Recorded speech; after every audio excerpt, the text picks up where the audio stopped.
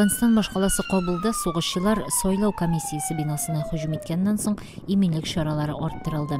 Ул атышта кимендә 9 кеше, шул исәптән 2 полиция хезмәткәре, 2 тыныч кеше һәм 5 һөҗүм итүче үтерелде.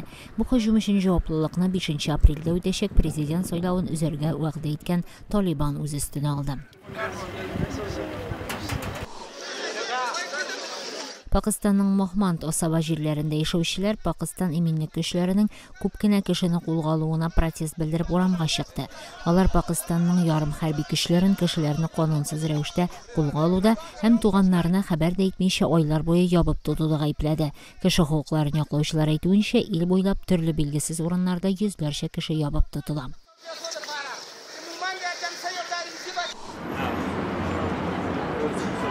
Әрмәнстан башкаласы Ереванда табигатьне яклаучылар илдә шахта эшчәнлеге кагыйдәләрен бозуга протест чарасы уздырды.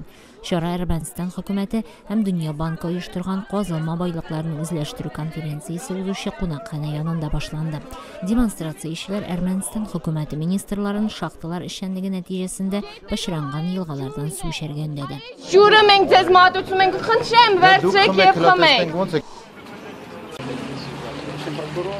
Мәскәү шәһәр мәхкәмәсе 2 ел элек 2012 елның маенда Владимир Путинның 3нче мөддәткә президент вазифасына кайтуына протест демонстрациясендә полиция хезмәткәренә һөҗүм итүдә гаепләнгән Михаил Косенкога карата мәхкәмә карарын раслады. Акылдан язган дигән диагноз куелган Косенко мәҗбүри психиатрик дәвалауга җибәрелде. Amnesty International аны вөҗдан тоткыны дип саный.